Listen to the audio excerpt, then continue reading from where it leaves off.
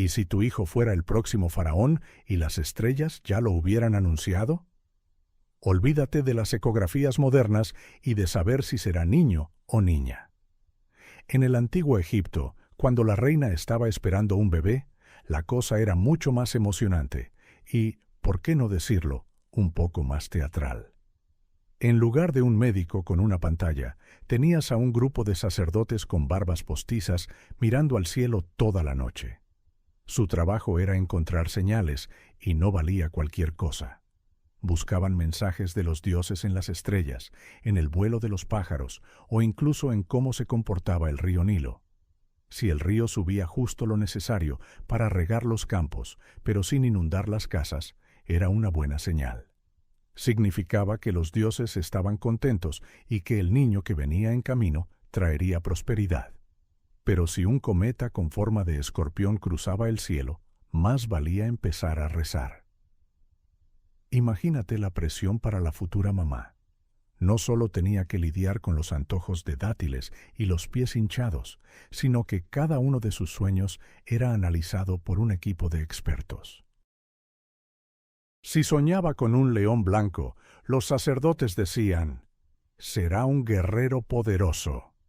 Si soñaba que se comía un racimo de uvas, decían, «Su reinado traerá abundancia». Pero si soñaba que se le caía un diente, el pánico se apoderaba del palacio. Todo era un símbolo, todo tenía un significado. Los egipcios creían firmemente que el nacimiento de un faraón no era una casualidad. Era un evento cósmico, planeado por los dioses desde el principio de los tiempos.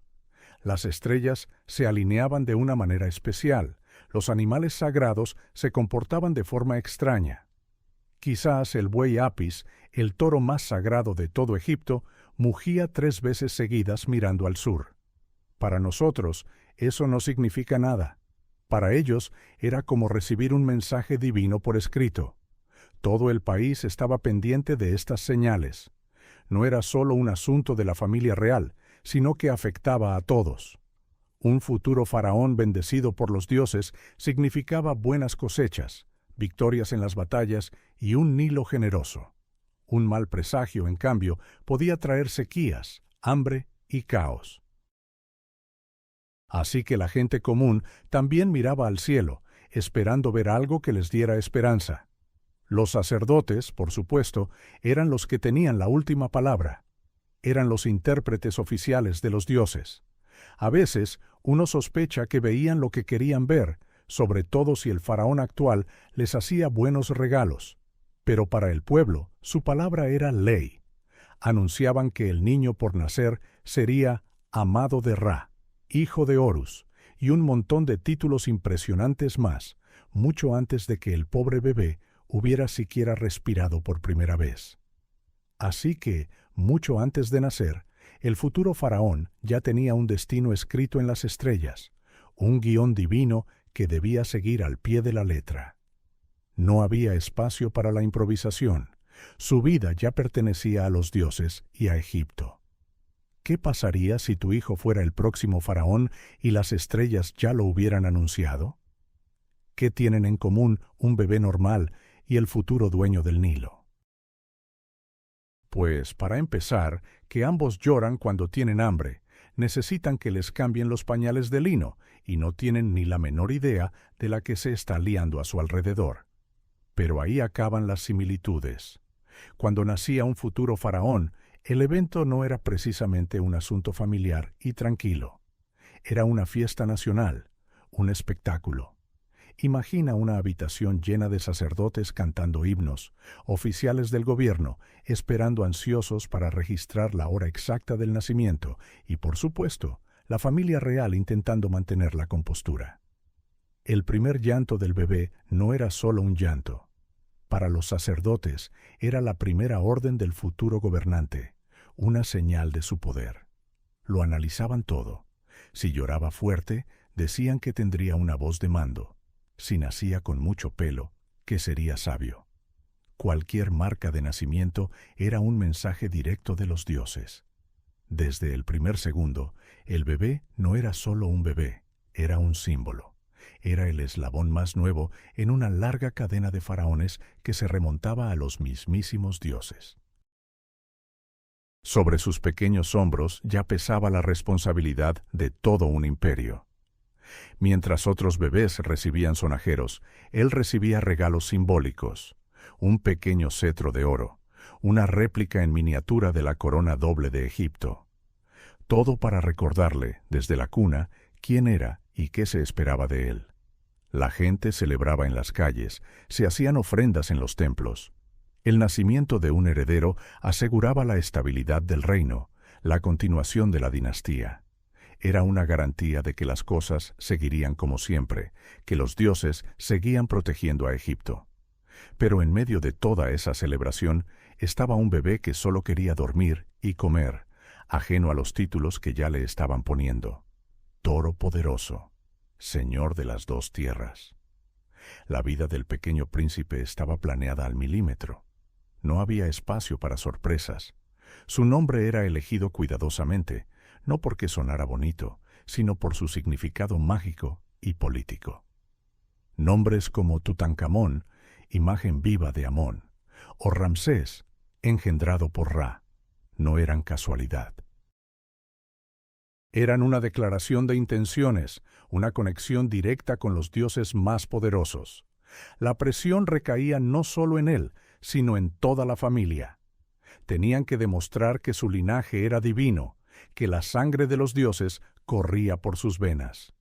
Cualquier signo de debilidad o enfermedad en el niño era ocultado, pues podía interpretarse como que los dioses les habían retirado su favor. Así que, mientras el resto de Egipto celebraba, en el palacio comenzaba la difícil tarea de criar a un dios viviente, un niño que un día tendría el destino de millones de personas en sus manos. Y todo empezaba con algo tan simple y a la vez tan complicado como el nacimiento de un bebé. ¿Puede una leyección de jeroglíficos ser más peligrosa que una serpiente en la arena? Si tu maestro es un sacerdote que cree que cada error es un insulto al dios Tot, el dios de la sabiduría, la respuesta es un sí rotundo. La infancia de un futuro faraón no tenía nada que ver con jugar en el barro o correr por el campo. Su vida era una escuela a tiempo completo, y las asignaturas eran un poco diferentes a las nuestras. Claro que aprendía a leer y a escribir, pero sus cuadernos eran tablillas de arcilla o papiros carísimos, y lo que escribía no eran redacciones sobre sus vacaciones, sino himnos a los dioses y textos sobre historia militar. Y los jeroglíficos no eran solo letras, eran dibujos sagrados. Un error al dibujar un halcón podía ser interpretado como una falta de respeto al dios Horus. Así que cada lección era una prueba de máxima concentración. Pero la educación no se quedaba en un aula. Desde muy pequeño, el príncipe aprendía a cazar leones y a montar en carros de guerra. No era solo un deporte, era un entrenamiento para ser el comandante en jefe del ejército. Acompañaba a su padre en desfiles militares y en ceremonias religiosas. Tenía que aprender a aguantar horas de pie bajo el sol abrasador sin quejarse, vestido con ropas pesadas y joyas. Cada gesto que hacía era observado por todos. No podía permitirse un bostezo en un ritual importante o una pataleta en público.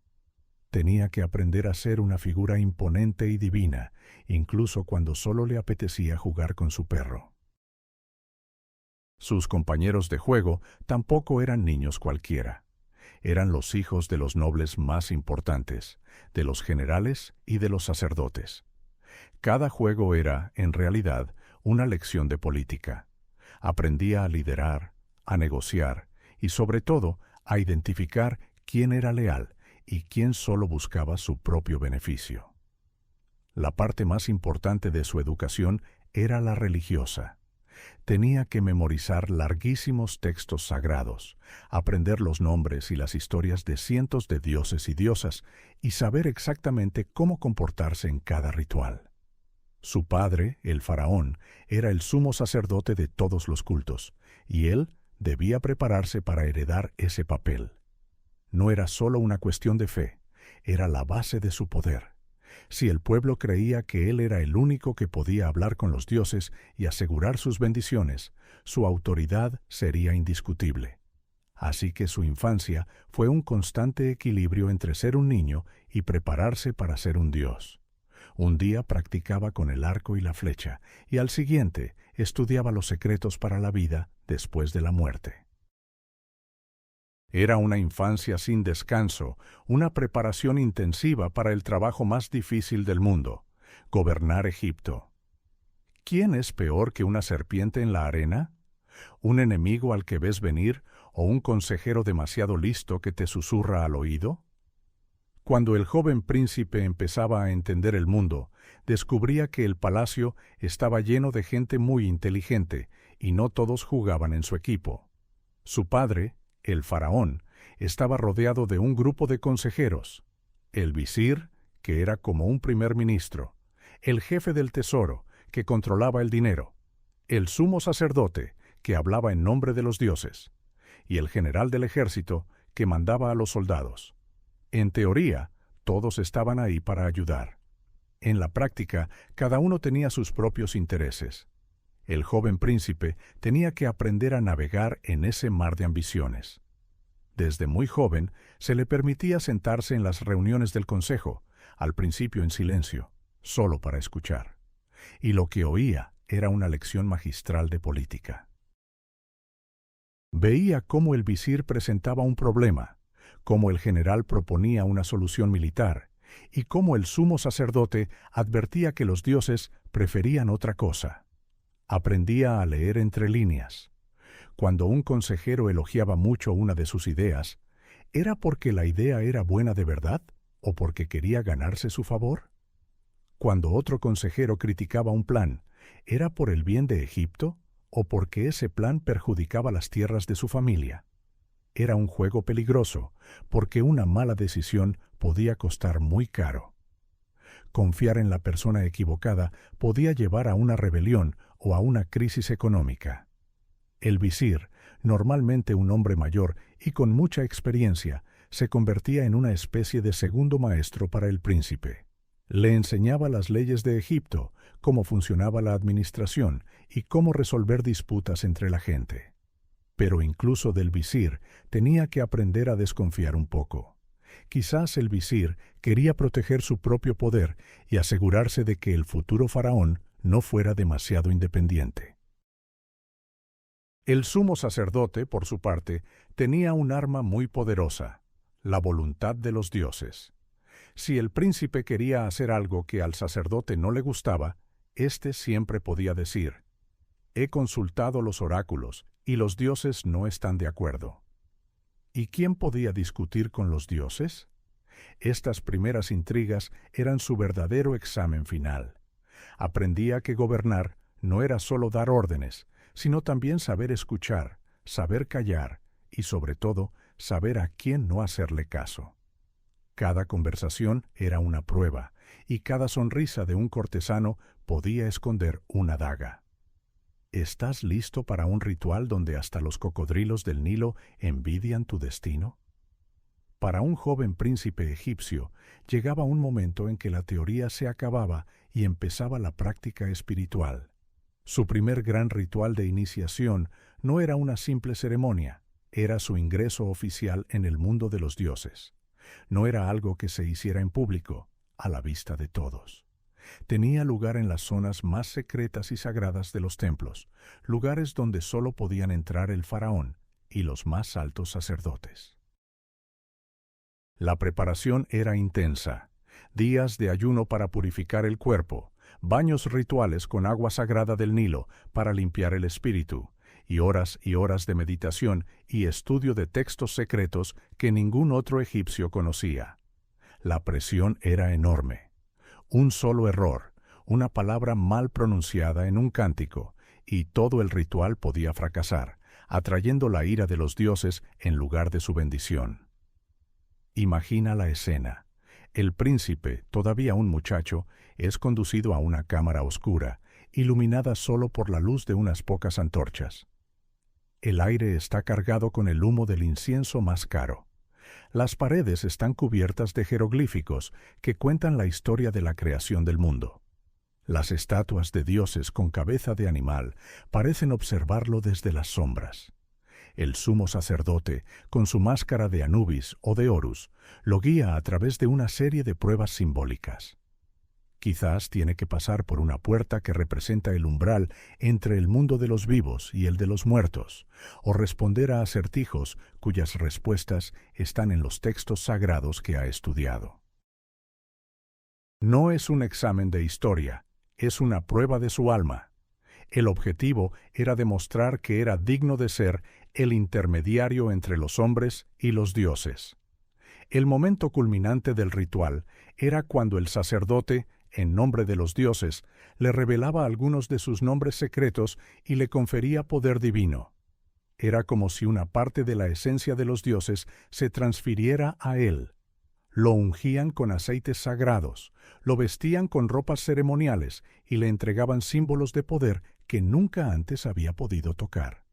Al salir de esa cámara, ya no era solo el hijo del faraón, era algo más.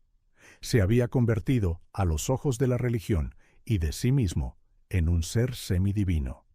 Esta experiencia lo cambiaba para siempre. Le daba una confianza inmensa en su derecho a gobernar, pero también le imponía una carga aterradora. A partir de ese momento, no solo era responsable del bienestar material de su pueblo, como las cosechas o la seguridad. También era responsable de mantener el orden cósmico, el equilibrio entre el bien y el mal. El sol salía cada mañana, en parte, gracias a él. Era un poder inmenso y una soledad aún mayor para alguien que apenas estaba dejando de ser un niño. ¿Y si tu primera gran victoria no fuera en una batalla, sino en una carrera contra un camello? Piénsalo bien. Antes de ser el gran faraón, el que decide sobre la vida y la muerte, eres solo un joven con mucho tiempo libre y, seamos sinceros, con ganas de demostrar que eres el mejor en algo, cualquier cosa. La vida de un príncipe egipcio no es solo estudiar papiros y aprender los nombres de 100 dioses diferentes. También hay que vivir un poco. Y es ahí donde llegan tus primeros triunfos, esas pequeñas victorias que te hacen sentir como el rey del mundo, aunque todavía no lo seas. Quizás tu primera gran hazaña fue ganarle a tu primo en una partida de Senet, ese juego de mesa que parece más complicado que construir una pirámide pequeña. O tal vez fue demostrar que podías aguantar la respiración bajo el agua del Nilo más tiempo que nadie, con el riesgo de que un cocodrilo te tomara por un aperitivo. Estas no son las historias que los escribas van a tallar en las paredes de tu tumba, claro que no. Pero para ti, en ese momento, eran lo más importante. Imagina la escena. Organizas una carrera contra el camello más rápido de los establos reales. Tu primo dice que es imposible, que un hombre no puede correr más rápido que una bestia del desierto. Pero tú tienes un plan. O mejor dicho, tienes un atajo que nadie conoce detrás de unas palmeras. Y cuando llegas a la meta, sudando y sin aliento, un segundo antes que ese animal testarudo, todos te aclaman. Los sacerdotes dicen que es una señal de los dioses, que tu velocidad es divina. Tu padre, el faraón, te mira con una media sonrisa, te da una palmada en la espalda y te dice: «Muy bien, hijo, ahora ve a estudiar cómo se cobra el impuesto al grano». En el fondo, sabes que hiciste un poco de trampa, pero ¿qué importa? Has aprendido una lección valiosa. A veces, ser más listo es más importante que ser más fuerte. Y lo más importante es que has sentido el sabor de la victoria. Has visto la admiración en los ojos de los demás. Es una sensación que te gusta, que te engancha. ¿Quieres más? Esas pequeñas competencias, esas apuestas tontas con tus amigos y hermanos, te enseñan a competir, a planear y a disfrutar del éxito. Te preparan para desafíos mucho mayores, porque un día no estarás compitiendo contra un camello, sino contra un general hitita. Y la meta no será una línea pintada en la arena, sino el futuro de todo Egipto. Cada vez que ganas, por pequeña que sea la victoria, construyes tu confianza. Es como ir poniendo ladrillos, uno a uno. Al principio no parece mucho, pero con el tiempo levantas una muralla de seguridad en ti mismo. Aprendes que puedes lograr lo que te propones. Y esa confianza es fundamental. Un faraón lleno de dudas no inspira a nadie. Un faraón que cree en sí mismo, en cambio, puede mover montañas, o al menos convencer a miles de hombres para que las muevan por él. Así que sí, puede que todo empezara con una carrera tonta.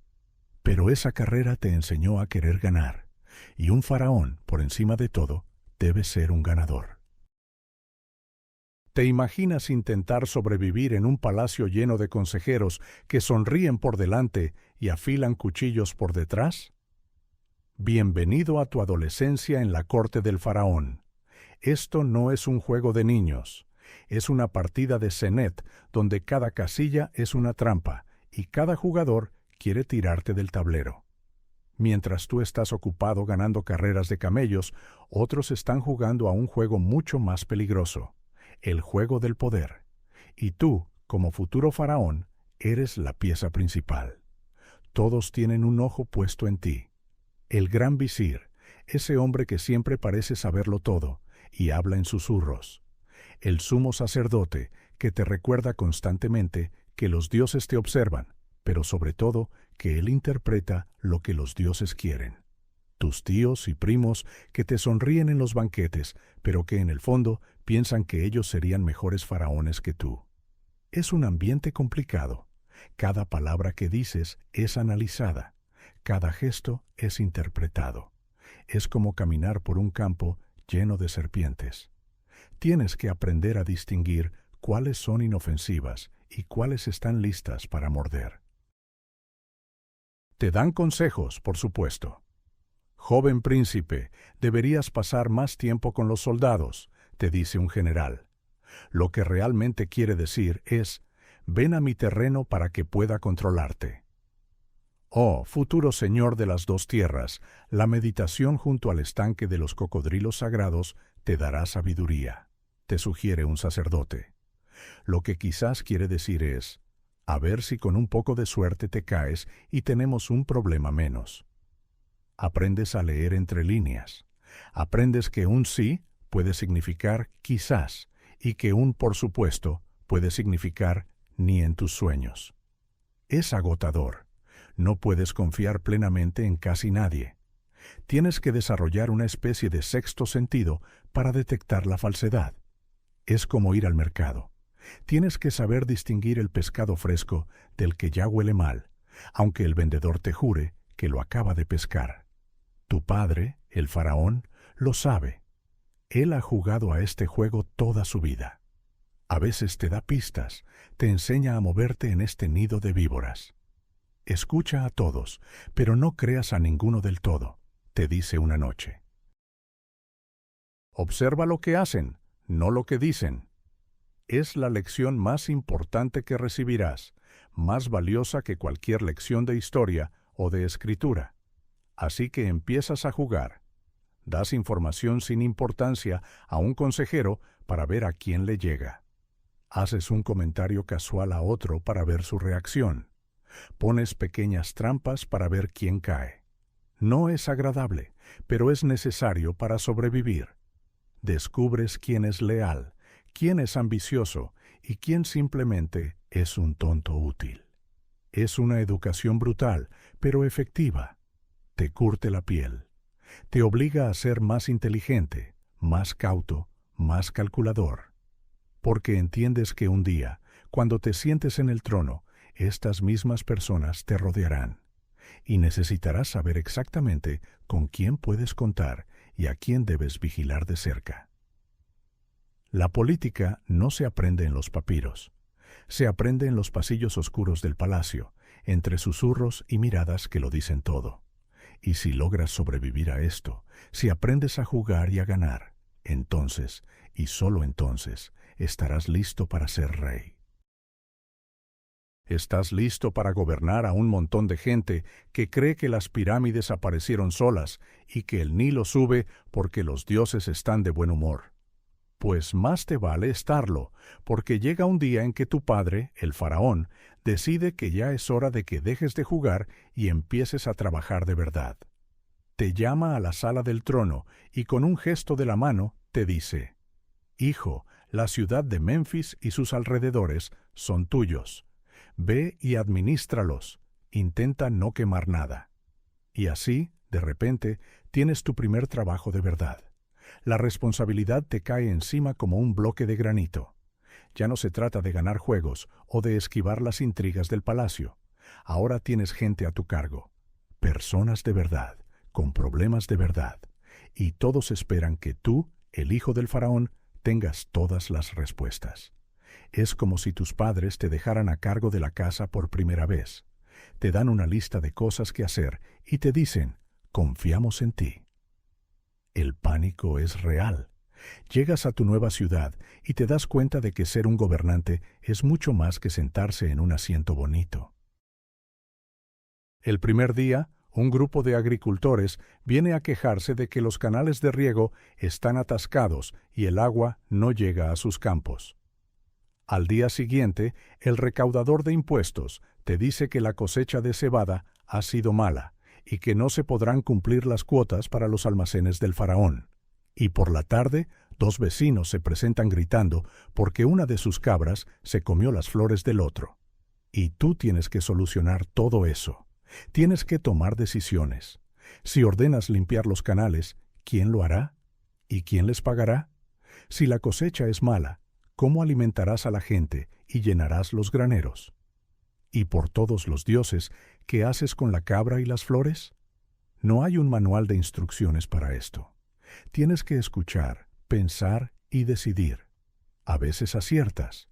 Ordenas que los soldados ayuden a los campesinos a limpiar los canales y te ganas su gratitud. Decides usar las reservas de grano del año pasado para compensar la mala cosecha y evitas que la gente pase hambre. Y en el caso de la cabra, decides que el dueño de la cabra le dé a su vecino un poco de queso como compensación. Pequeñas victorias. Pero otras veces te equivocas. Tomas una decisión que parece buena, pero que acaba enfadando a todo el mundo. Y entonces tienes que aprender a rectificar, a admitir el error y a buscar otra solución. Es una lección de humildad. Te das cuenta de que gobernar no es un derecho divino, es un trabajo durísimo. Aprendes que un buen líder no es el que más grita, sino el que mejor escucha. Pasas tiempo hablando con la gente, con los campesinos, los artesanos, los comerciantes. Quieres entender sus vidas, sus problemas. Te das cuenta de que el futuro de Egipto no se decide solo en el gran palacio de Tebas, sino en cada pequeño pueblo, en cada campo de cultivo a lo largo del Nilo. Esta experiencia te cambia. Dejas de ser un príncipe y empiezas a convertirte en un líder. Entiendes que el poder no es para tu propio beneficio, sino para el bienestar de tu pueblo. Y cuando finalmente regresas junto a tu padre, ya no eres el mismo joven que se fue. Has visto la realidad, has asumido responsabilidades y has aprendido que el trabajo más difícil de un faraón es simplemente cuidar de su gente. ¿Puede la ambición hacerte construir una pirámide más grande que la de tu padre, solo para que nadie olvide tu nombre? Después de haber gobernado tu primera ciudad, algo dentro de ti empieza a cambiar. Has probado lo que es tener responsabilidad y para tu sorpresa te ha gustado. Has visto que tus decisiones pueden mejorar la vida de la gente y eso te da una sensación de poder mucho más real que cualquier título. Y entonces empiezas a pensar en grande. Ya no te conformas con arreglar un canal de riego. Ahora quieres construir uno nuevo, más largo y más ancho, que lleve agua a tierras que nunca antes habían sido cultivadas. Ya no te basta con mantener el templo local. Ahora sueñas con construir uno nuevo, tan grande y magnífico que los dioses mismos se sientan orgullosos. Esto es la ambición. Es una pequeña semilla que empieza a crecer en tu interior. Al principio es solo un pensamiento. Yo podría hacerlo mejor. Ves los monumentos que construyeron los faraones anteriores y piensas, impresionante, pero mi templo tendrá estatuas más altas, mi pirámide tendrá una punta de oro más brillante. Es como cuando de niño construías castillos de barro a la orilla del Nilo. Siempre querías que tu castillo fuera el más grande, con las torres más altas. Es el mismo impulso, pero a una escala mucho, mucho mayor. Empiezas a pasar las noches no en fiestas, sino con arquitectos y escribas, dibujando planos en rollos de papiro. ¿Y si hacemos la avenida de las Esfinges el doble de larga? Preguntas. ¿Y si en lugar de un obelisco ponemos dos? Tus consejeros te miran con asombro. Algunos, los más viejos y cautos, te advierten. Joven príncipe, eso costará una fortuna. Necesitaremos miles de trabajadores. Pero a ti eso no te frena. Al contrario, te motiva. Quieres hacer cosas que nadie haya hecho antes. Quieres dejar una marca, una huella tan profunda que dure miles de años. No se trata solo de vanidad, aunque hay un poco de eso, claro. También se trata de un deseo genuino de hacer que Egipto sea más fuerte, más próspero y más magnífico que nunca. Sueñas con campañas militares que expandan las fronteras del imperio. Sueñas con rutas comerciales que traigan riquezas exóticas de tierras lejanas. Sueñas con un Egipto que sea la envidia del mundo entero. Tu padre, el faraón, observa este fuego que crece en ti. Quizás ve en tus ojos el mismo brillo que él tenía en su juventud. A veces te anima, a veces te frena. Te enseña que la ambición sin un plan es solo un sueño vacío.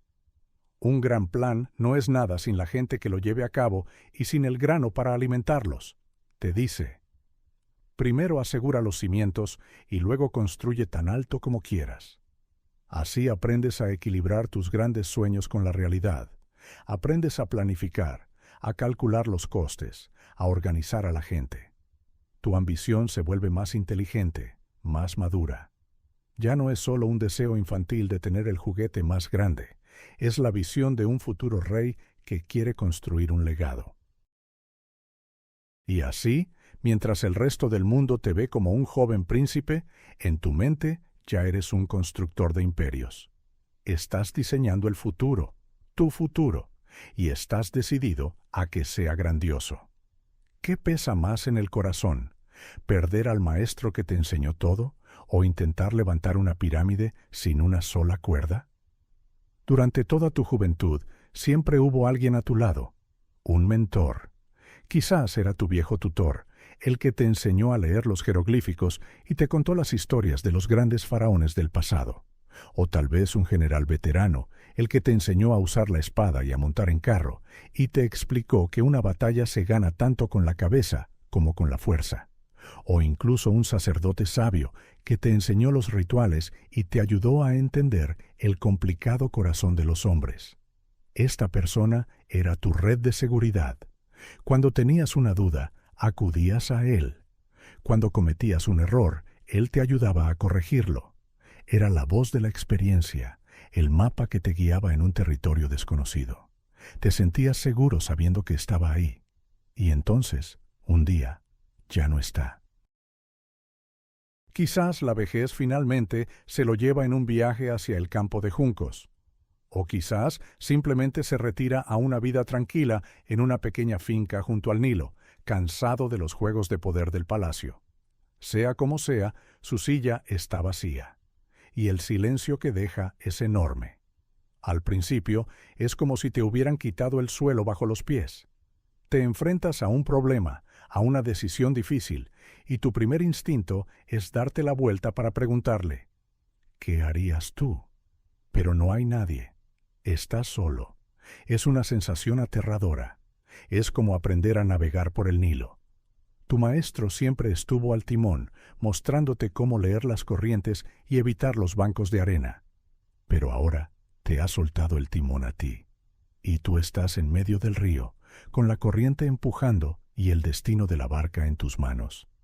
Tienes que recordar todo lo que te enseñó. Tienes que confiar en tu propio juicio. Los primeros días son difíciles. Cometes errores. Tomas una decisión y luego pasas la noche en vela preguntándote si fue la correcta. Pero poco a poco empiezas a encontrar tu propio camino. Recuerda sus lecciones, no como reglas estrictas, sino como consejos, y empiezas a añadirles tu propia experiencia. La pérdida de tu mentor es dolorosa, pero también es un regalo. Es el empujón final que necesitabas para convertirte en un hombre. Te obliga a valerte por ti mismo, a asumir la responsabilidad total de tus actos. Ya no hay nadie a quien culpar si las cosas salen mal. El éxito o el fracaso dependen enteramente de ti. Este es quizás el rito de paso más importante para un futuro faraón. La muerte de un maestro marca el nacimiento de un líder. Es el momento en que dejas de ser un aprendiz y te conviertes en el maestro de tu propio destino. El dolor de la pérdida se mezcla con un nuevo sentimiento de fortaleza. Te das cuenta de que todo lo que te enseñó no ha desaparecido. Vive dentro de ti. Y ahora es tu turno de usar esa sabiduría. Ya no necesitas el mapa, porque has aprendido a leer las estrellas. Y aunque a menudo mirarás hacia su silla vacía y lo echarás de menos, sabes que estás listo. El entrenamiento ha terminado. ¿Te has preguntado alguna vez cómo es llevar una corona más pesada que un camello y sonreír al mismo tiempo? Pues bien, bienvenido a tu primer día como faraón. Olvídate de dormir hasta tarde o de desayunar tranquilo. Tu jornada empieza antes de que el sol se digne a salir sobre el Nilo. Lo primero es la ceremonia. No es una fiesta, no te confundas. Es una prueba de resistencia. Te van a vestir con más capas de lino fino que una cebolla y te cubrirán de oro de pies a cabeza. Te sentirás como un pavo listo para el horno, pero un pavo muy importante. Y luego llega la corona. O mejor dicho, las coronas. Porque en Egipto nos gusta tenerlo todo por duplicado. Tienes la corona blanca del Alto Egipto, que parece un cono de helado gigante, y la corona roja del Bajo Egipto, que tiene una especie de alambre curioso saliendo de ella. Juntas forman la doble corona, la pshent, y pesa. Vaya si pesa. Te la ponen en la cabeza y tu primer pensamiento como gobernante divino es, por favor, que no me caiga. Mientras intentas mantener el equilibrio, los sacerdotes cantan himnos que llevan horas. Tú solo asientes y tratas de parecer sabio y poderoso, aunque por dentro estés pensando en el calambre que se te está formando en el cuello. Después de la coronación viene el desfile. Tienes que saludar a tu pueblo. Miles de personas gritan tu nombre, te lanzan flores y te miran como si fueras la persona más increíble del mundo. Y tú, con tu cuello dolorido y el sudor corriendo por tu espalda bajo 50 kilos de oro y lino, tienes que sonreír. Una sonrisa de faraón. No muy grande, que no parezca que te estás riendo de ellos. No muy pequeña, que no piensen que estás enfadado. Una sonrisa perfecta y enigmática. Mientras tanto, tus consejeros te susurran cosas al oído. Majestad, el embajador de Nubia parece aburrido. Majestad, cuidado con el escalón. Majestad, ¿cree que lloverá mañana? Tú solo quieres sentarte 5 minutos, pero no puedes. Eres el faraón. Tu trabajo es estar de pie, parecer divino y no quejarte. También te entregan los símbolos de tu poder, el cayado y el mayal. Uno parece un bastón de pastor para guiar a tu pueblo, y el otro es como un espantamoscas de lujo. Al principio no sabes muy bien qué hacer con ellos. ¿Se supone que debo guiar a la gente o espantarles las moscas? Con el tiempo aprendes a sostenerlos con elegancia, como si hubieras nacido con ellos en las manos. La primera noche como faraón no duermes. Estás demasiado ocupado pensando en todo lo que tienes que hacer. Y también porque la cama de oro macizo es sorprendentemente incómoda. Así son los primeros pasos en el trono. Mucho brillo, mucho peso, y la extraña sensación de que todo el mundo espera que hagas un milagro antes del desayuno. Pero no te preocupes, te acostumbrarás. O al menos aprenderás a disimular mejor el dolor de cuello. ¿Se puede crear una ley que le guste a todo el mundo, incluyendo a los cocodrilos? Esa es la primera pregunta que te haces cuando te sientas en el trono y tus consejeros te miran esperando órdenes. Gobernar no es solo llevar coronas pesadas, también es poner orden. Y en un reino tan grande como Egipto, con gente, dioses y animales por todas partes, poner orden es un verdadero desafío. Tu primera idea como faraón bien intencionado es crear leyes justas. Por ejemplo, decides regular la pesca en el Nilo para que todos tengan su parte. Los pescadores del norte están contentos, los del sur no tanto. Y los cocodrilos, bueno, digamos que te envían una queja formal a través de su dios, Sobek.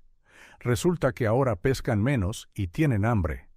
De repente te encuentras en medio de una negociación entre un grupo de pescadores y un sacerdote con cabeza de reptil.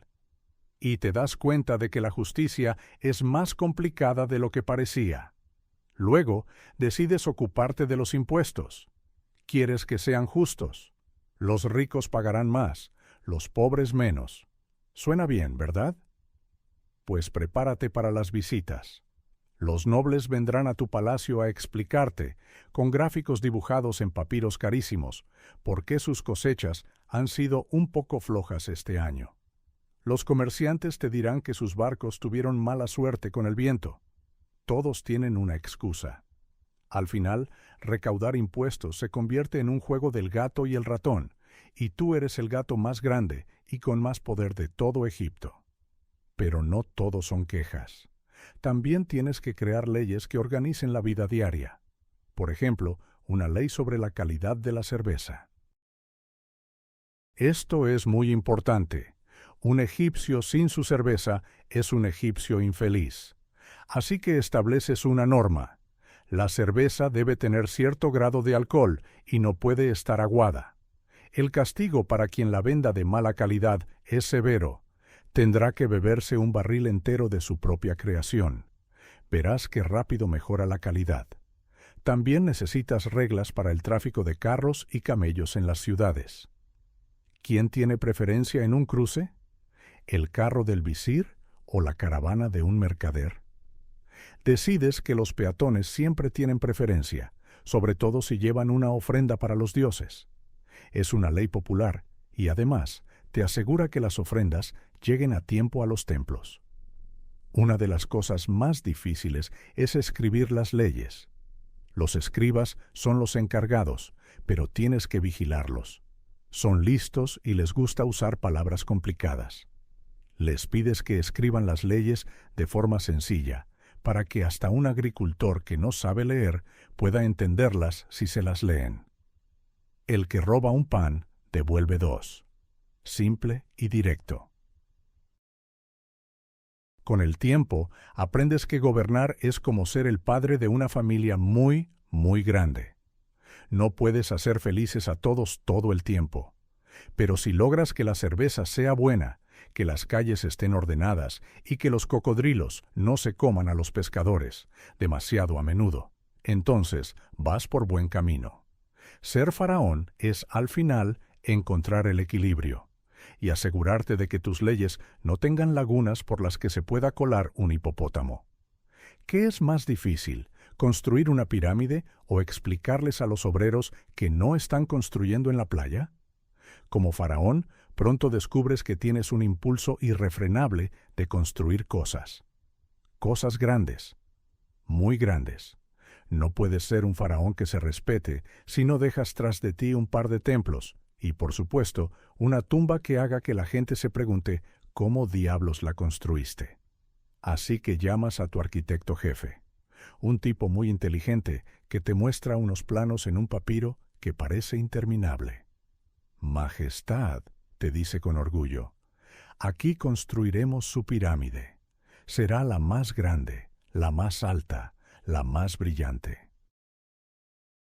Tú miras el dibujo y luego miras por la ventana al desierto. Arena, mucha arena. Y te preguntas cómo vas a mover millones de bloques de piedra, cada uno más pesado que un elefante, hasta ese lugar. El arquitecto te asegura que es un simple problema de logística. A ti te suena a que va a ser un dolor de cabeza monumental. El primer día de la construcción es un caos organizado. Miles de obreros, capataces gritando, camellos quejándose y un montón de piedras que no parecen querer moverse. Tu trabajo como faraón es pasearte por allí, parecer interesado y dar ánimos. Buen trabajo, muchachos. Seguid así. Los dioses os observan. Mientras, por dentro, piensas, ¿de verdad necesitamos que la punta sea tan puntiaguda? Los problemas no tardan en aparecer. Primero, los obreros se quejan del sol. Quieren más sombra. Luego se quejan de la comida. Quieren más pan y cerveza. Tienes que asegurarte de que estén bien alimentados y contentos, porque un obrero descontento no coloca las piedras rectas. Así que organizas un suministro constante de alimentos y bebidas, y hasta construyes un pequeño pueblo para ellos cerca de la obra. De repente, no solo estás construyendo una pirámide, sino que también te has convertido en el alcalde de una ciudad nueva. Luego está el problema de los materiales. Necesitas granito de Asuán, que está a cientos de kilómetros al sur. Hay que cortarlo de la montaña, subirlo a barcos, navegar por el Nilo y luego arrastrarlo por el desierto. Cada bloque es una aventura. A veces, un barco se hunde. Otras, un bloque se rompe. Y tu arquitecto viene a decirte, «Majestad, hemos tenido un pequeño contratiempo. El presupuesto podría aumentar un poquito». Y ese poquito suele ser el equivalente al tesoro de un reino vecino. Pero no solo construyes tu tumba. También construyes templos para los dioses. Quieres que Amón-Ra, Horus y Osiris estén contentos contigo. Así que les construyes casas enormes, con columnas tan altas como palmeras y paredes llenas de dibujos que cuentan tus grandes hazañas, incluso las que te inventas un poco. El problema es que cada dios quiere su propio templo y los sacerdotes de cada templo compiten por tener el más grande y lujoso. Te pasas la mitad del tiempo decidiendo si poner una estatua de oro más en el templo de Karnak o añadir un obelisco en el de Luxor. Al final, cuando ves la pirámide terminada o entras en un templo recién construido, sientes un gran orgullo. Has dejado tu marca en la tierra para siempre. Y aunque ha sido un lío de arena, sudor y mucho oro, entiendes por qué lo hiciste. Porque ser faraón no es solo gobernar en vida. Es asegurarte de que nadie te olvide cuando ya no estés. Y nada dice, yo estuve aquí, como una montaña de piedra hecha por el hombre en medio del desierto. ¿Se puede discutir con un sacerdote y seguir vivo si él sabe predecir el futuro? Esta es una de las lecciones más importantes que aprendes como faraón. Tú eres el gobernante, el hijo de los dioses, el señor de las dos tierras. Tienes todo el poder. ¿O eso crees? Hasta que tienes tu primera reunión con el sumo sacerdote de Amón-Ra. Llegas tú, con tu corona y tu séquito, sintiéndote importante. Y te encuentras con un hombre mayor, con la cabeza afeitada y una túnica de lino blanco, que te mira con unos ojos que parecen haberlo visto todo. Él no se impresiona por tu oro ni por tus guardias, porque él, según dice, habla directamente con los dioses. Y eso, amigo mío, es una carta muy difícil de ganar en una discusión. La relación con los sacerdotes es un baile delicado. Por un lado, los necesitas. Ellos son los que mantienen contentos a los dioses. Si los dioses están enfadados, el Nilo no crece, las cosechas se pierden y el pueblo se rebela. Así que tienes que asegurarte de que los templos tengan todo lo que necesitan: oro, comida, tierras. Les das regalos, financias sus fiestas y asistes a sus ceremonias, aunque a veces duren todo el día y te aburras como una ostra. Tú eres el intermediario principal entre los dioses y los hombres, pero ellos son, digamos, los técnicos que se aseguran de que la conexión funcione. Por otro lado, los sacerdotes tienen su propio poder. Y les gusta. A veces, los dioses parecen querer exactamente lo mismo que los sacerdotes. Oh, gran faraón, te dice el sumo sacerdote con cara muy seria. Amón-Ra me ha comunicado en un sueño que el templo necesita urgentemente 10 nuevos campos en la orilla este del Nilo. Curiosamente, esos son los campos más fértiles de todo Egipto. Tú sabes que es una jugada de poder, y él sabe que tú lo sabes. Pero, ¿qué puedes hacer? ¿Discutir con la voluntad de un Dios? Es arriesgado. Si te niegas y al mes siguiente hay una plaga de langostas, todo el mundo te echará la culpa a ti. Los sacerdotes son maestros en el arte de las señales y los presagios. Un halcón vuela hacia la izquierda en lugar de la derecha. Mala señal. El faraón debe hacer una ofrenda extra. Nace un gato con 2 cabezas. Los dioses están enviando un mensaje. Necesitamos construir una nueva capilla. A veces te preguntas si no tienen a alguien contratado para entrenar a los halcones o para buscar gatos raros. Intentar imponer tu voluntad es complicado. Si quieres empezar una guerra, primero tienes que consultarles. Ellos mirarán las estrellas, sacrificarán un buey y leerán sus entrañas para decirte si es un buen momento. Si dicen que no, y tú atacas de todos modos y pierdes, tu reputación quedará por los suelos. Si dicen que sí y ganas, parte de la victoria será gracias a su buena predicción. Siempre ganan. Con el tiempo, aprendes a negociar. No puedes enfrentarte a ellos directamente, pero puedes ser astuto. Les das los 10 campos que quieren, pero a cambio les pides que convenzan al pueblo de que tu nuevo impuesto sobre las sandalias es una idea divina. Es un juego de dar y recibir. Tú les das poder terrenal, y ellos te dan legitimidad divina. Al final, te das cuenta de que gobernar Egipto es como manejar un carro con 2 caballos. Uno es el poder político y el otro es el poder religioso. Si no tiran en la misma dirección, el carro vuelca, y a ti no te interesa acabar en la zanja. ¿Cómo haces las paces con los vecinos si ellos creen que tus pirámides son vallas publicitarias de los dioses? Una vez que tienes más o menos controlado tu propio reino, te das cuenta de que Egipto no está solo en el mundo. Hay otros reinos por ahí, los hititas al norte, los nubios al sur, los libios al oeste. Y tus relaciones con ellos, lo que los sabios llaman política exterior, son una fuente constante de sorpresas. Tu primer contacto con un embajador extranjero es una experiencia curiosa. Llega un príncipe hitita, con una barba trenzada y ropa que te parece rarísima. Te trae regalos, caballos, metales extraños y un jarrón que, sinceramente, es bastante feo. Tú tienes que sonreír y decir, «Oh, qué maravilla, justo lo que necesitaba». Luego le das tus regalos, oro, papiros, lino fino y un par de cocodrilos domesticados para su rey.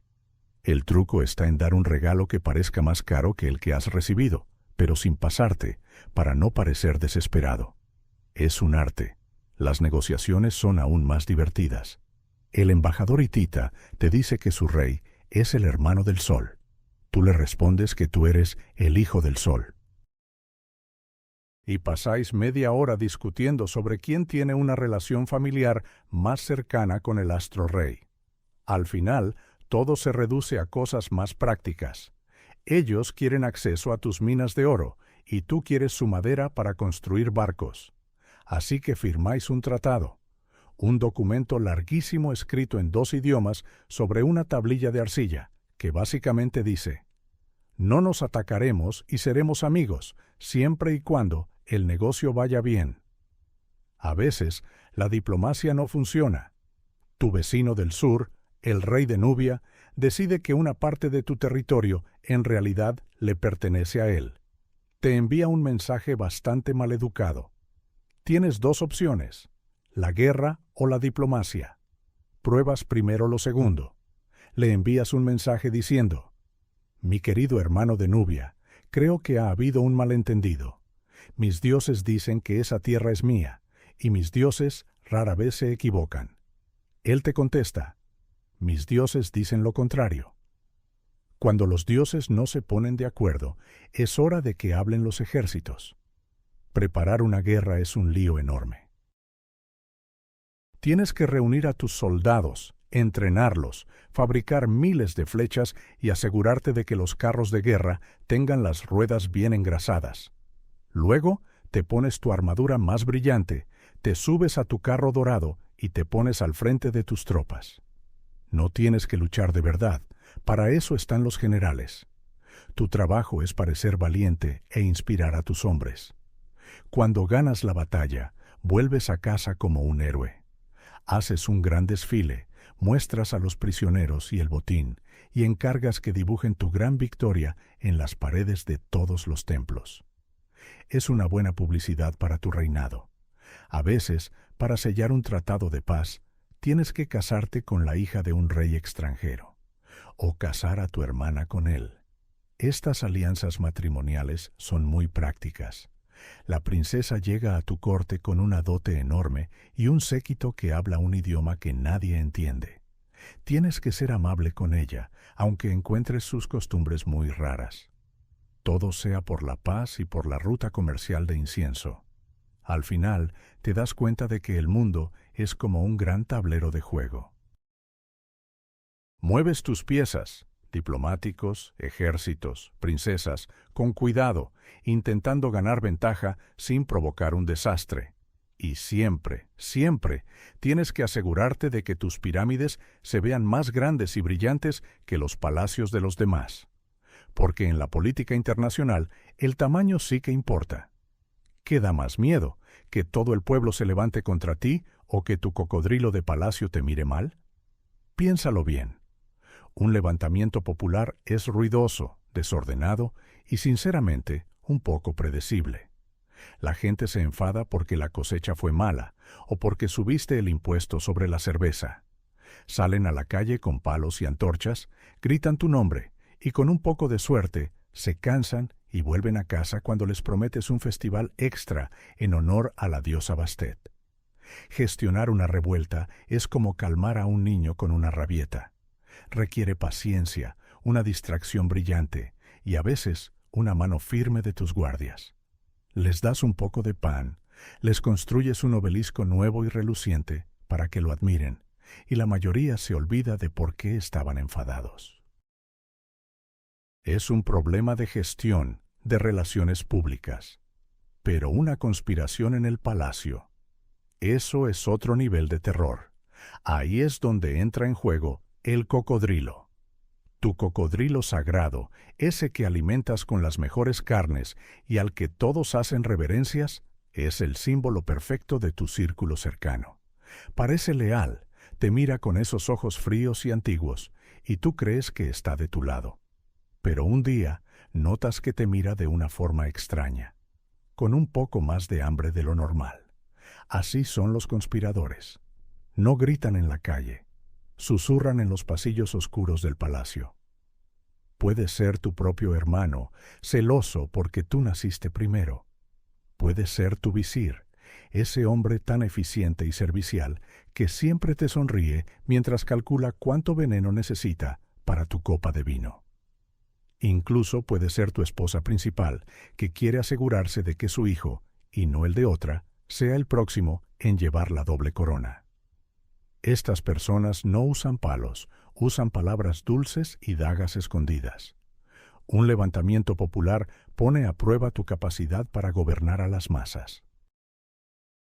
Una conspiración pone a prueba tu instinto de supervivencia y tu habilidad para juzgar a las personas. ¿En quién puedes confiar cuando todos a tu alrededor tienen algo que ganar con tu desaparición? El granjero que se queja del precio del grano es honesto en su enfado. El cortesano que te halaga sin cesar es un misterio. Tienes que aprender a leer las miradas, a entender los silencios, a notar quién se alegra demasiado con tus pequeños fracasos. Tienes que tener espías que espíen a otros espías. Es un juego agotador, un ajedrez donde cada pieza es una persona con sus propias ambiciones. Y si te equivocas, no pierdes la partida, pierdes la vida. Así que, ¿qué es peor?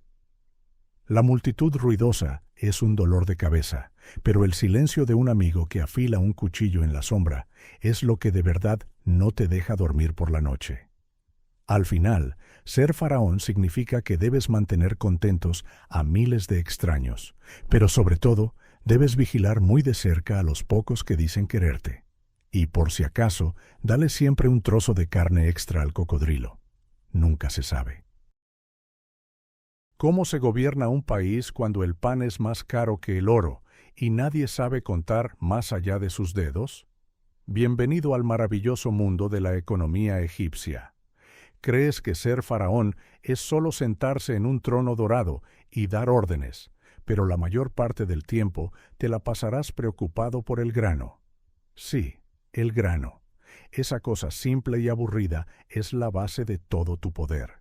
El río Nilo es el verdadero rey de Egipto. Si un año decide ser generoso y crece mucho, las tierras se inundan, se fertilizan y las cosechas son abundantes. Todos están contentos, hay pan y cerveza para todos, y te ven como un gran líder. Pero si el Nilo se levanta perezoso y apenas sube, entonces tienes un problema gigante. Las cosechas fallan, los almacenes se vacían y la gente empieza a pasar hambre. Y cuando la gente tiene hambre, se pone de muy mal humor. De repente, tu divinidad no parece tan impresionante. Tu primer trabajo es ser un buen previsor. Tienes que construir enormes almacenes y en los años buenos guardar todo el grano posible. Es como la cuenta de ahorros del país. Cuando llega la sequía, abres esos almacenes y distribuyes la comida. Si no lo hiciste, si te gastaste todo en un nuevo palacio o en joyas para tus esposas, la gente no te lo perdonará. Luego están los impuestos. Aquí no hay monedas. La gente paga con lo que produce: sacos de trigo, jarras de cerveza, pollos, telas. Tu trabajo es organizar un ejército de escribas, los únicos que saben leer, escribir y hacer cuentas, para que registren todo. Son tus inspectores de Hacienda. Van de pueblo en pueblo, miden los campos, cuentan el ganado y deciden cuánto debe pagar cada uno. Y créeme, a nadie le gusta verlos llegar. Es una tarea complicada, porque si pides demasiado, la gente no tendrá para comer y se rebelará. Si pides muy poco, no tendrás suficiente para pagar a los soldados, a los constructores de pirámides y para mantener tu lujoso estilo de vida. Es un equilibrio muy delicado, y por si fuera poco, está el comercio. A veces, ni con todos los ahorros del mundo tienes suficiente. Necesitas madera del Líbano para construir barcos o incienso de tierras lejanas para los templos. ¿Y qué ofreces a cambio? Oro de las minas de Nubia, papiro, lino de alta calidad. Tienes que negociar, enviar expediciones peligrosas a través del desierto o del mar. Eres el director general de Egipto, Sociedad Anónima. Tienes que gestionar la agricultura, la recolección de impuestos y las relaciones comerciales. Todo esto sin calculadoras, sin ordenadores, solo con tablillas de arcilla y gente que, con suerte, sabe contar hasta 20. Así que la próxima vez que veas una pirámide, no pienses solo en el poder del faraón. Piensa en la increíble logística que hay detrás, en los miles de sacos de grano necesarios para alimentar a los trabajadores y en los pobres escribas que tuvieron que hacer todas las cuentas para que nada se viniera abajo. Gobernar no es magia, es pura y dura administración.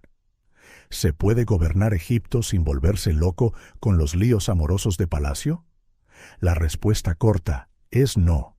La respuesta larga es que tu vida personal es el mayor espectáculo del reino, una telenovela en vivo y en directo con consecuencias políticas muy serias.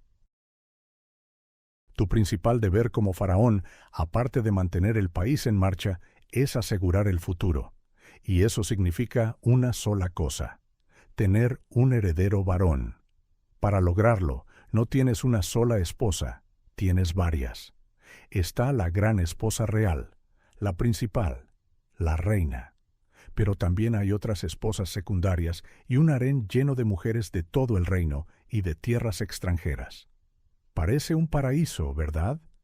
Pues es más bien un campo de batalla. Cada una de esas mujeres tiene una ambición principal: que su hijo sea el próximo faraón. Esto convierte el palacio en un nido de intrigas. Las esposas no son amigas que toman el té juntas, son rivales que compiten por tu atención, por tu favor y, sobre todo, por el poder que vendrá después de ti. Se forman alianzas, se extienden rumores maliciosos, se leen miradas de odio en los banquetes. Una esposa podría acusar a otra de infidelidad o de brujería solo para quitarla del medio. Es un ambiente donde la confianza es un lujo que no te puedes permitir. El amor, si existe, queda en un segundo plano. Puede que tengas una esposa favorita, alguien a quien realmente quieres, pero tienes que ser justo con todas, o al menos parecerlo, para mantener la paz. Si muestras demasiado favoritismo, las otras se sentirán despreciadas y el resentimiento crecerá. Y una esposa resentida con acceso al poder es una persona muy peligrosa. Luego está la traición. La historia está llena de conspiraciones nacidas en el harén. Una esposa ambiciosa podría aliarse con un general del ejército o con un miembro de la corte para derrocarte y poner a su hijo en el trono antes de tiempo. La persona con la que compartes tu cama podría ser la que planea tu muerte. Tienes que estar siempre alerta, incluso en tus momentos más íntimos. Y no nos olvidemos de los hijos. Desde que nacen, son peones en este juego de poder. Los príncipes son criados para ser rivales. Los hermanos se miran con desconfianza porque saben que solo uno de ellos puede ser el rey. Como padre, es una situación terrible. Quieres querer a tus hijos por igual, pero el sistema te obliga a elegir a uno y a relegar a los demás. Tu vida familiar no es un refugio tranquilo del estrés del gobierno. Al contrario, es la fuente de tu mayor estrés. Tienes que ser un diplomático, un juez y un detective dentro de tu propia casa. Tienes que saber calmar los celos, desarmar las conspiraciones y tomar decisiones que romperían el corazón de cualquiera. Gobernar Egipto es difícil, pero sobrevivir a tu propia familia mientras lo haces es el verdadero desafío. ¿Qué da más miedo, una serpiente en el desierto o un pariente descontento en el palacio? La serpiente, al menos, es honesta sobre sus intenciones. Te sisea, te muestra los colmillos y sabes exactamente lo que quiere. Un pariente descontento, en cambio, te sonríe en los banquetes, te llama amado faraón, y mientras tanto planea cómo quedarse con tu trono. Ser faraón no solo te pone en peligro a ti, sino a todos los que te rodean. Tu poder es un imán para los problemas, y tu familia y amigos están en primera fila para sufrirlos. Empecemos por los peligros externos. Si tienes enemigos en reinos vecinos o dentro de tu propio país, ellos saben que atacarte directamente es difícil. Estás rodeado de guardias, pero tu esposa, tus hijos, tus padres, ellos son objetivos mucho más fáciles.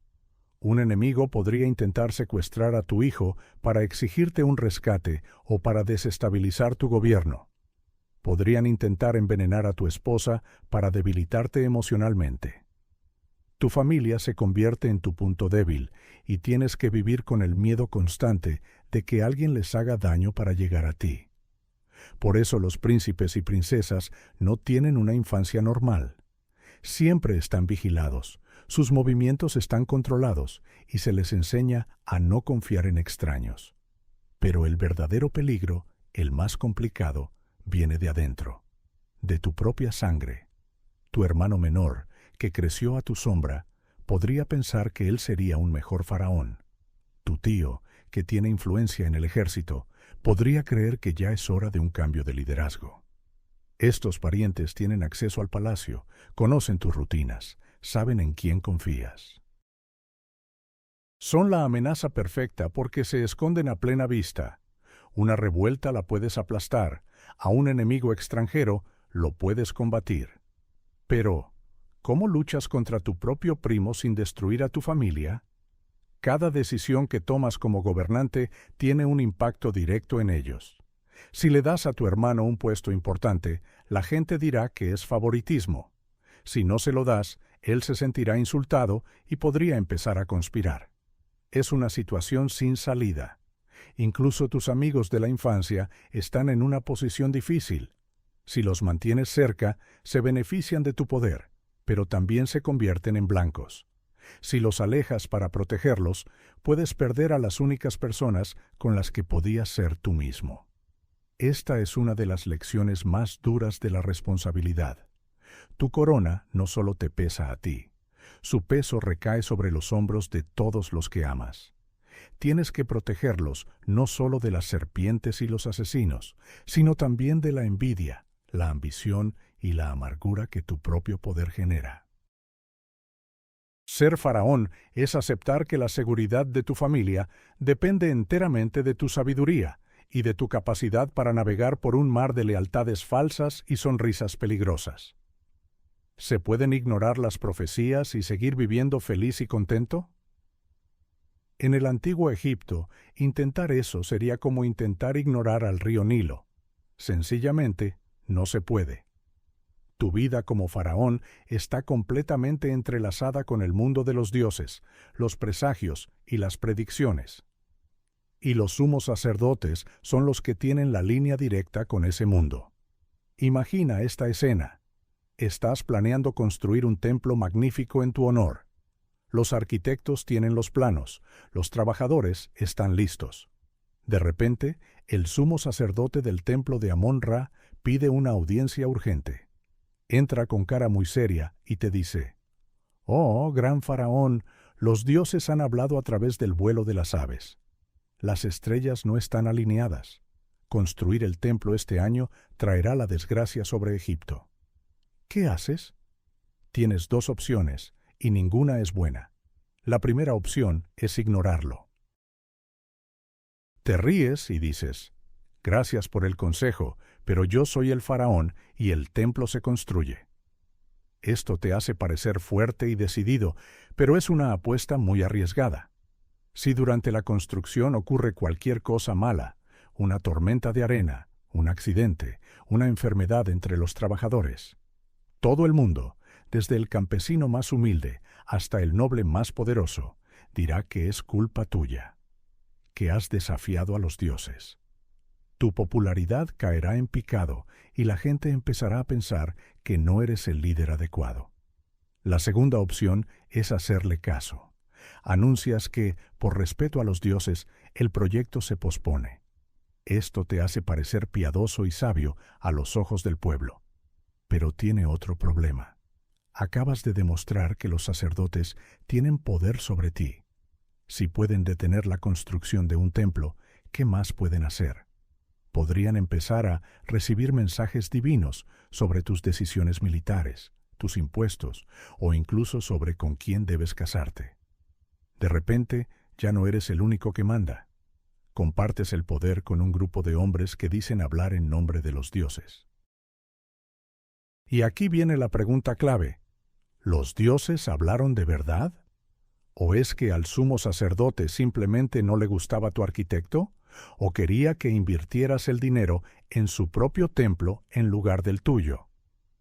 Las profecías y los presagios son una herramienta política muy poderosa.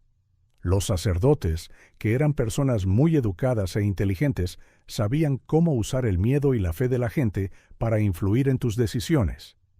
Tu trabajo como faraón no es solo gobernar a la gente, sino también gestionar tu relación con lo divino, o más bien, con los que dicen representar lo divino. Tienes que ser lo suficientemente listo para saber cuándo una profecía es una advertencia real y cuándo es una jugada política. Tienes que mostrar respeto por los dioses para mantener al pueblo contento, pero sin ceder demasiado poder a los templos. Es un baile constante entre la fe y la política, entre el destino y tu propia voluntad. No puedes ignorar las profecías, pero tampoco puedes seguirlas ciegamente. Tienes que aprender a interpretarlas a tu manera, a usarlas a tu favor, y a veces a tener tus propios mensajes divinos listos para contrarrestar los de los demás. ¿Qué es más difícil, vencer a un enemigo o a tu propio camello?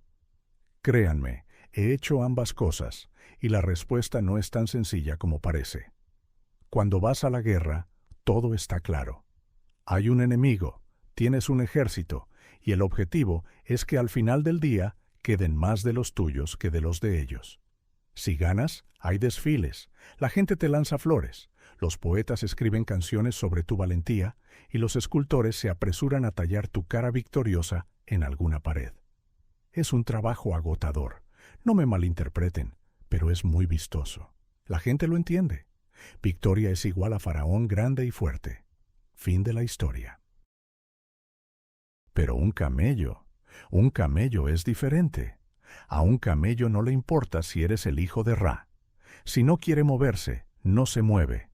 Puedes suplicarle, ordenarle, ofrecerle las mejores dátiles del reino, y él te mirará con esos ojos soñolientos como si estuvieras loco. Derrotar a un enemigo te da gloria por un año. Convencer a tu camello de cruzar un riachuelo sin hacer un drama te da paz por una tarde, y a veces eso es más valioso. Ahora, imaginen que en lugar de un camello, tienes que convencer a todo el país de una nueva idea. Eso, amigos míos, es la verdadera batalla. Yo decidí que necesitábamos un nuevo sistema para repartir el agua del Nilo. Una idea brillante, si me permiten decirlo. Todos tendrían agua de manera justa, las cosechas mejorarían, el país sería más rico. Suena genial, ¿verdad? Pues intenten explicarle a un agricultor que lleva 50 años regando su campo de una manera, que ahora tiene que hacerlo de otra. Es como hablarle a una pared de adobe. Te miran con la misma expresión que mi camello. Pero mi padre lo hacía así. Pero el abuelo de mi padre lo hacía así. Pero los dioses se enfadarán si cambiamos el curso de una sola gota de agua. Por los escarabajos sagrados. Es más fácil luchar contra 10.000 hititas que contra una sola vieja costumbre. Las victorias militares se graban en piedra. Se ven. Son impresionantes. Pero las reformas pacíficas, los pequeños cambios que hacen la vida de la gente un poco mejor. Esas son victorias silenciosas. Nadie te hace un desfile por crear un nuevo sistema de impuestos más justo. De hecho, probablemente te lancen más verduras podridas que flores. Nadie compone una canción sobre cómo organizaste a los constructores para que tuvieran sombra y agua fresca durante el trabajo. Pero al final del día, ¿qué es más importante? ¿Un templo gigante con tu nombre o un pueblo entero que come bien gracias a un canal que tú impulsaste? El legado de un faraón no se mide solo en los enemigos que derrotó, sino en los problemas que resolvió en casa. Y créanme, convencer a la gente de que un cambio es bueno es una guerra mucho más larga y agotadora que cualquier batalla en el desierto. Y al igual que con mi camello, la victoria no se celebra con trompetas, sino con un suspiro de alivio, y si tienes suerte, con una cosecha abundante. Eso es un logro del que sentirse orgulloso. ¿Cómo enseñar al futuro faraón a no construir pirámides sobre arena? Esta es la pregunta que me quita el sueño más que cualquier amenaza de los pueblos del mar. Tengo un hijo, mi heredero. Es un buen chico, lleno de energía. Quiere construir obeliscos más altos, templos más grandes y sueña con un carro de oro tirado por leones. Tiene grandes ideas, pero a veces su cabeza está tan llena de nubes que no ve el suelo que pisa. Yo intento enseñarle. Nos sentamos junto al Nilo y le digo, «Hijo, mira esa barca. No es la más bonita ni la más grande, pero su madera es fuerte y no tiene agujeros. Por eso flota. Un reino es igual. No importa lo brillante que parezca por fuera si por dentro está podrido». Él asiente con la cabeza, pero sé que está pensando en qué color pintar su futuro palacio. Es frustrante. Ser viejo y sabio es como tener las respuestas a todas las preguntas de un examen que ya no tienes que hacer. Y ves a los jóvenes que sí tienen el examen, corriendo sin estudiar. Le explico que la verdadera fuerza de un faraón no está en su látigo, sino en su oído. Escucha a tu pueblo, le digo. El panadero sabe más de harina que tú. El soldado sabe más de lanzas que tú. El campesino sabe más de la tierra que tú. Si no los escuchas, construirás tu pirámide sobre arena, y el primer viento del desierto la derribará.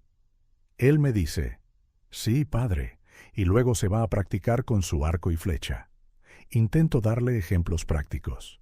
El otro día, el supervisor de las canteras vino a quejarse de que las cuerdas se rompían. Mi hijo sugirió ejecutar al fabricante de cuerdas. Yo le dije que no. Le pedí que fuera a ver al hombre. Resulta que el cáñamo que nos llegaba era de mala calidad por una sequía en el sur. La solución no era matar a un hombre, sino encontrar una nueva fuente de material. Mi hijo se sintió un poco tonto, pero creo que algo aprendió. O eso espero. Ser faraón es un equilibrio delicado. Es como intentar llevar un huevo en una cuchara mientras montas un camello enojado. Tienes que ser fuerte, pero también flexible. Tienes que ser respetado, pero también justo.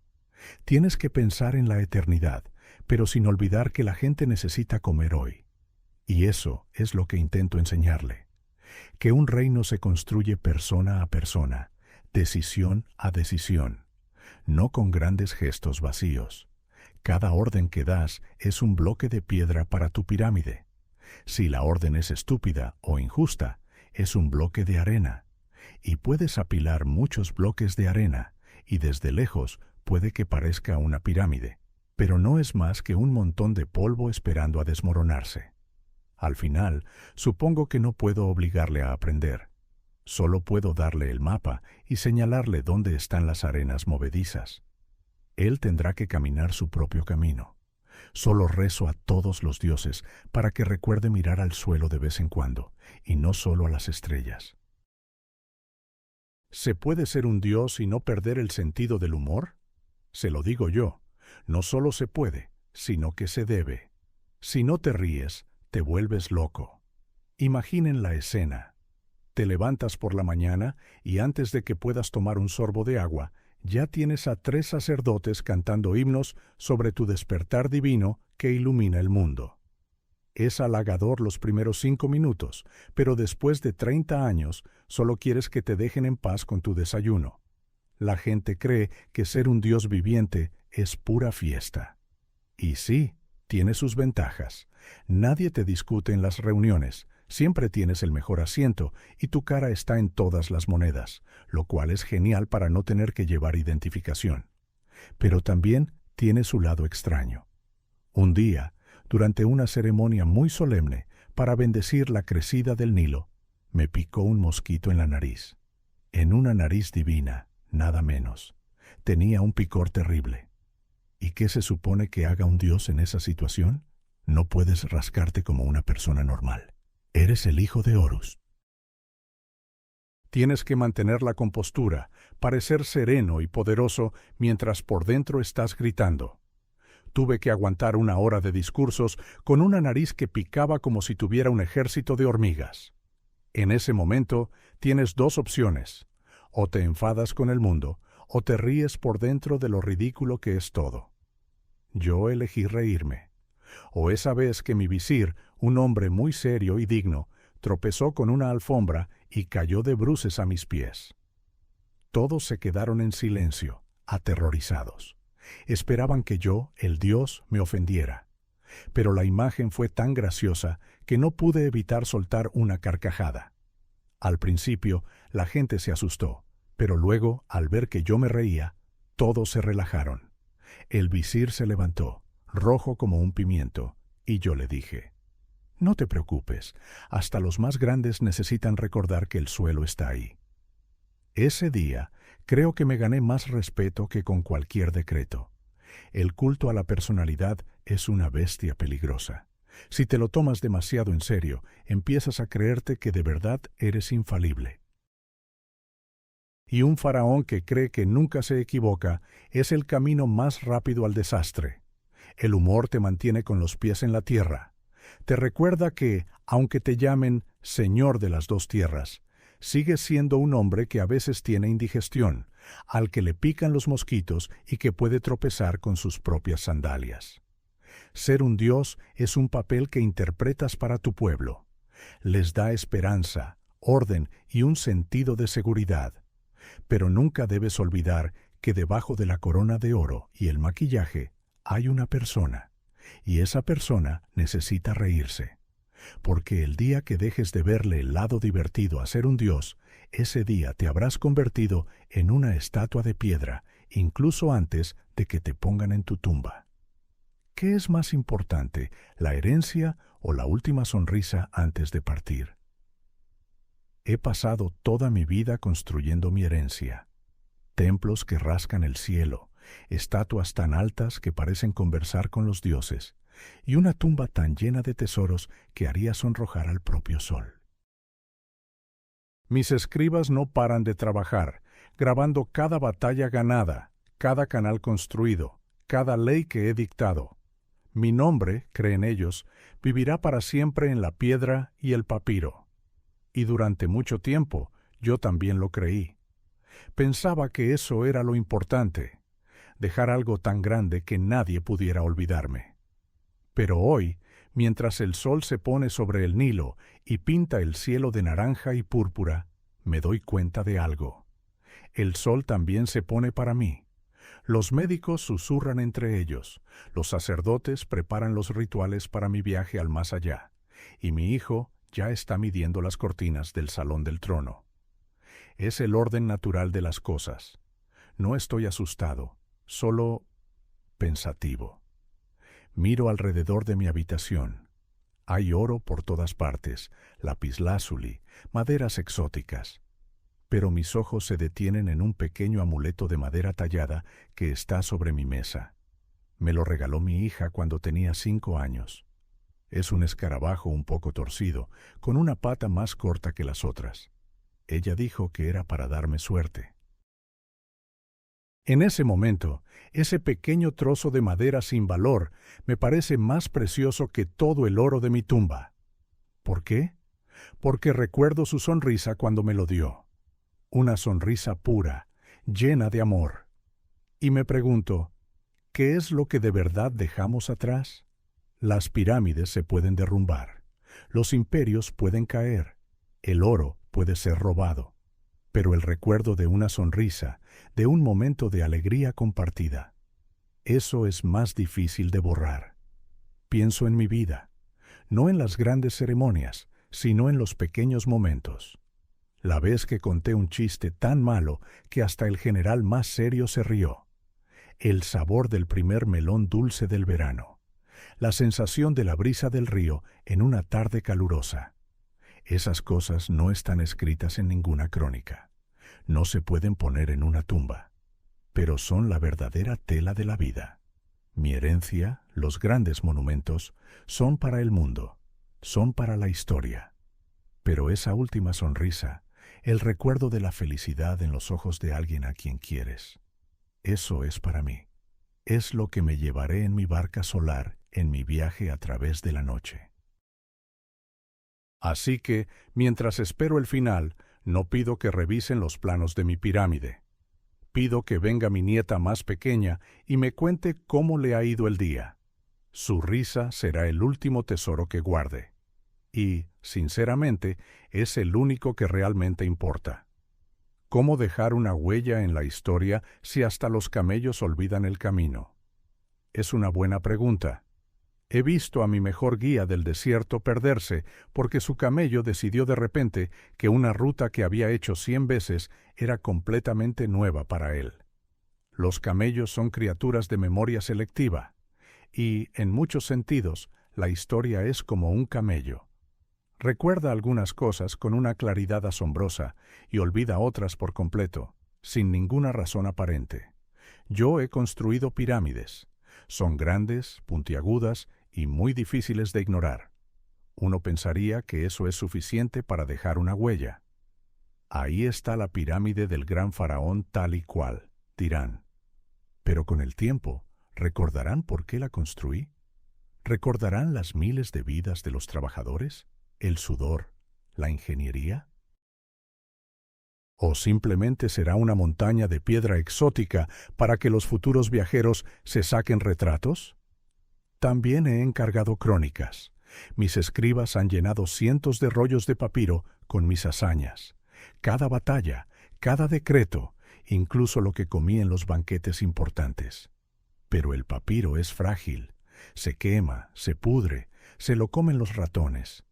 Y seamos honestos, ¿quién dentro de 1000 años querrá leer sobre mis problemas con los embajadores de Babilonia?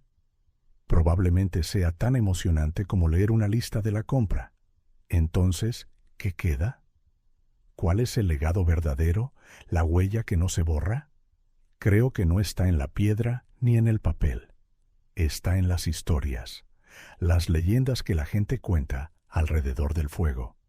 El legado no es lo que tú dices de ti mismo, sino lo que los demás susurran sobre ti cuando ya no estás. Espero que no solo digan, construyó un templo enorme. Espero que digan, fue un rey justo. O mejor aún, recuerdo la historia de cómo perdonó a un ladrón que solo había robado pan para su familia. O tal vez, mi abuelo contaba que este faraón una vez se disfrazó de mendigo para pasear por el mercado y escuchar lo que la gente realmente pensaba. Esas historias no se pueden tallar en un obelisco, no se pueden guardar en una vasija de oro. Viajan de boca en boca, de generación en generación. Cambian un poco con cada narrador, como una duna de arena que el viento moldea, pero su esencia permanece. Una gran construcción impresiona a los ojos. Una buena historia llega al corazón. Y el corazón tiene mejor memoria que la piedra. Así que, al final, no me preocupa si mi pirámide es la más alta o si mi nombre está escrito correctamente en todos los monumentos. Me preocupa haber vivido una vida de la que valga la pena contar historias.